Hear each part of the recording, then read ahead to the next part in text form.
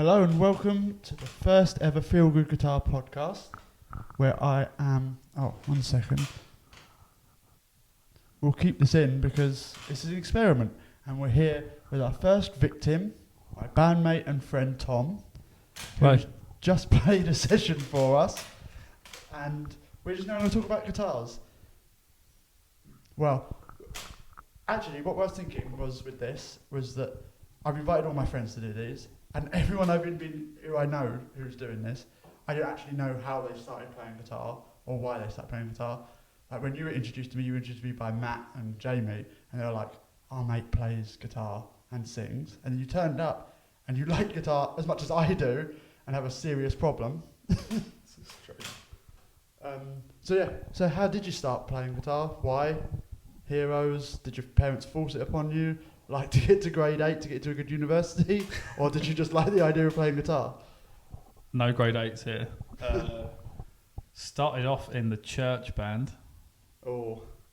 Playing the bass, slapping the bass.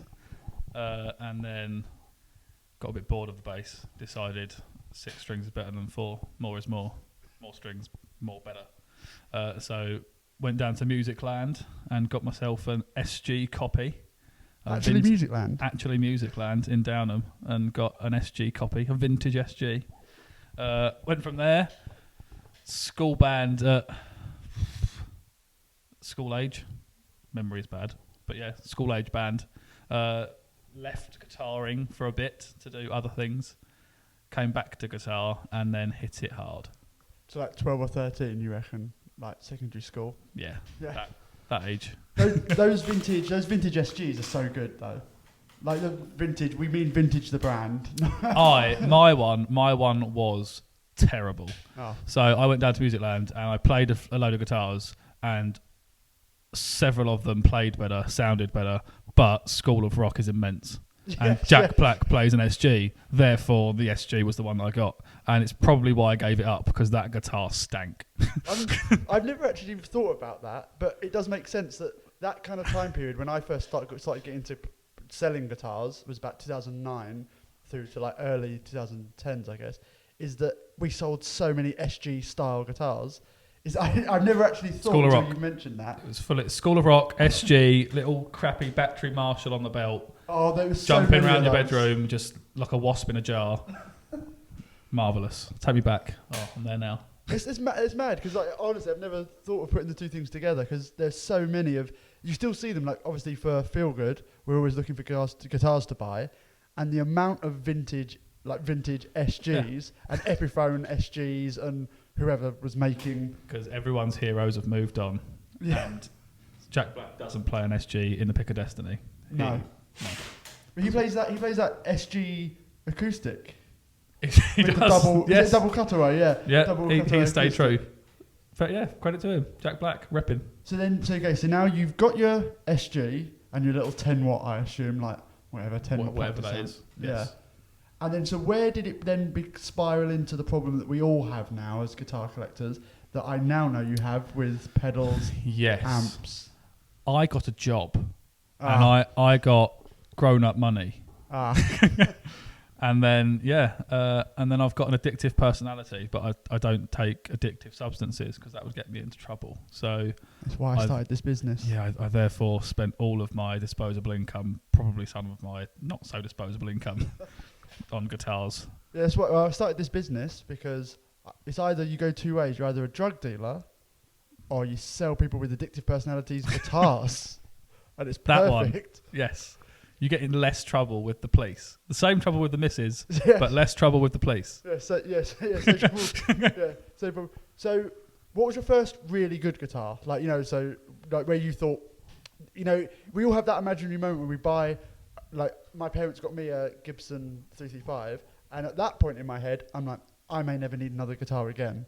Like, this is...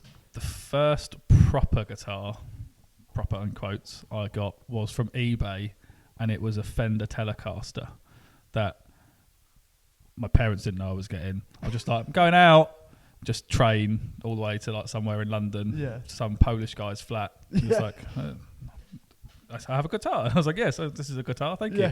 I took it home, and the rush I got from that I probably got another Strat and a Les Paul from eBay in the same year. Yeah, there's that. So I'd got, in my first year of getting proper guitars and having money, I'd got what I think of as the Holy Trinity. Yeah, there's that spiral, isn't there? So you get your first like proper bit of gear, and then of course you either sell that to pay for something else, or you keep it and you just sink more money into it. It's options, yeah. That's what I tell that. Yeah, again, you've got to explain it away. That it's just they all sound different. All of them sound different. You can never have too many guitars. This is specifically for my audience. Yeah. You can never have too many guitars, and they all sound different. So don't let people convince you that if you had the right guitar set up, like, there's all those other YouTubers who are like, buy this guitar, sit with, and then you don't need anything else. Rubbish. Not true. Rubbish. You need a maple neck Strat and a rosewood board Strat. You need them both, and a HSS Strat. I'm getting and an S-type copy. You just need them all. Yeah. One of the things I'm getting really annoyed about is the guitarists who are like, it's the pickup. They're like, if you strap a pickup to a plank of wood, that will sound the same on any plank of wood. That's no good for my business. If that was the case, they're all like, how PRS claims you can, Paul Reed Smith claims that you can sound the difference between dropping something on one piece of wood or, all his maniac things. And people are like, no, he's wrong. There's tone wood and there's not tone wood. That's shit for my business. Tone wood exists. I think it does, yeah. I mean, it might not have as drastic an effect on it as pickups and electrics and what pots are in it and everything else. I think electronics do have quite a big bit in it, but there is definitely a line in the sand, like a imaginary line, where I think people like me and yourself are like, I like it. I like a maple neck. I like a rosewood neck. And you kind of in your head, you're like, this is how it sounds. I like the sustain, whatever. And then there's this drop over a cliff, where I meet people at guitar shows and they start going into like the absolute minutiae of it, like grains. And if you use clay inlays rather than mother of pearl, then it deadens the sound. Something chronic. Yeah.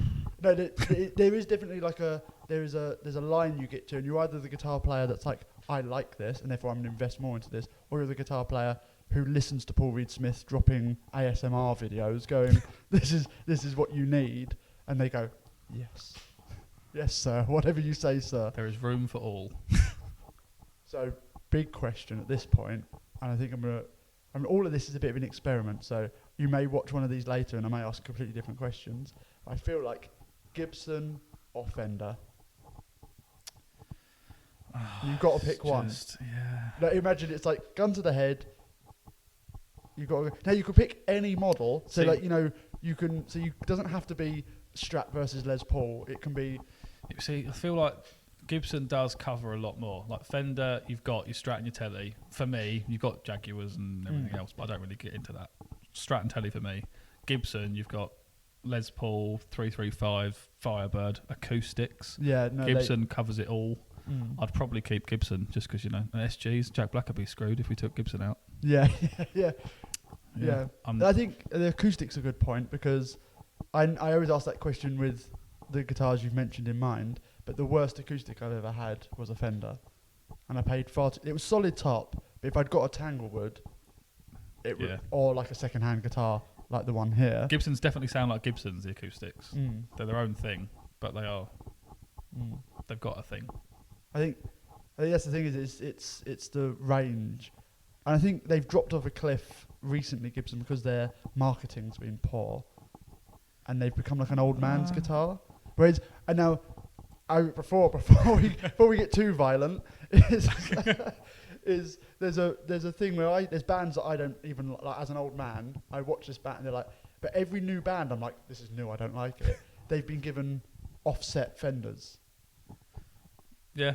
And I think for kids, like when I see people, the trends of guitars being bought, it's all like offset, whereas SGs and Les Pauls have kind of been left behind. That's what, and there's still a lot of Strat players. Eric Gales, John Mayer, all of them people. I mean, maybe Eric Gales is a bit old as well. John Mayer's still current, right? Yeah, I think. Well, John Mayer's on this grift now, isn't he? That he's got a... PRS Silver Sky. Which isn't a Strat, Well, it's an S-type.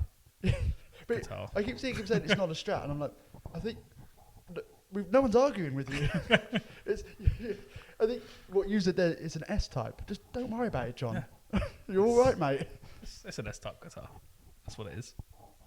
And then, so next, first band, was that with Matt and Jamie? Yes. What were we called? I can't even remember. We played the Churchill Underground. Yeah. That was a good gig. And that was a good venue. Does it still? I think it's gone now. Sophie, you're young and you know about Bromley. Can do like goth kids still play gigs under the Churchill? I think it might do stand-up stuff now. Little comedy bits. She'll look into it. We as this progresses, this podcast, we're going to get very Joe Rogan with it and like get Sophie to pull up Very clips. specific to South East London / North West Kent. And current band is unfortunately with me, It is. and we've got a gig coming up. We are blowing roofs off and bringing houses down left, right and centre. Oh, we've been. This is very specific, but we have been offered another gig in June, July if we want it. Yes. You heard it here first, folks. Heard it. In June or July. Heard it here first. You can come and see. You come and see Gloves. We're called Gloves, and you can come and see us in May, June, or July. No specifics. There we go. In London or Kent. Yeah, London, Kent, wherever. So now the other thing is Dream Guitar. Now I know you've got. Do you want to talk about your custom guitar? Because I've forgotten the name, but obviously you've got your. John Case made me I've got a Case guitar. It's like a 335 copy, pretty much. I'd say more Starcaster. I think the shape. I don't know if that's me. I mean, yeah, that's because Gibson ripped the pants off anyone that actually copies their shapes. So John Case got around that by sort of offsetting most things. Everything's got a slight slant to it. His LP style guitar has got a slant to it. So is that your kind of dream guitar, like, or is it like? Mine changes all the time. I think when you go to dream guitar, you're going vintage for me. I think vintage Les Paul. In my head, it's like, oh yeah, I'd like that, but then the 335 as well. I think those two, pretty much. Yeah, I think for me, we're going to talk about this a lot, but so I'll probably say the same answer every time. Is like 50s telly because they got it first, like they got it right first try. So yeah, can't argue with that either. What's the one with Esquire? Yeah, I like the tellies with no bridge, a bit more twang. Yeah.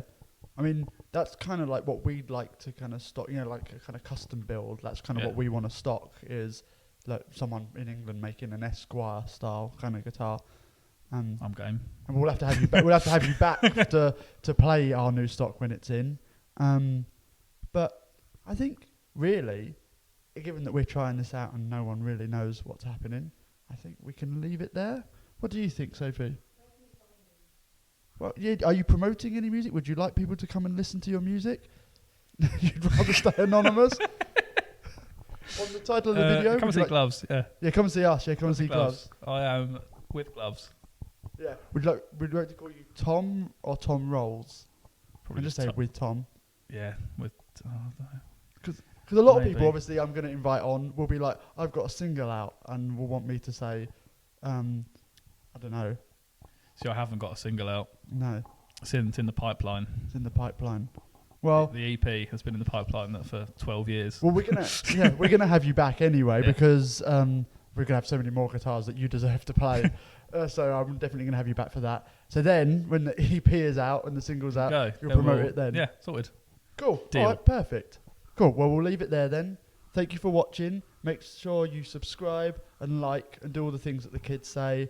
The description for everything for this guitar, the link for this guitar, description, all of that's down below, and you can find Tom's session below as well. Cheers. Thanks for watching. Is it done?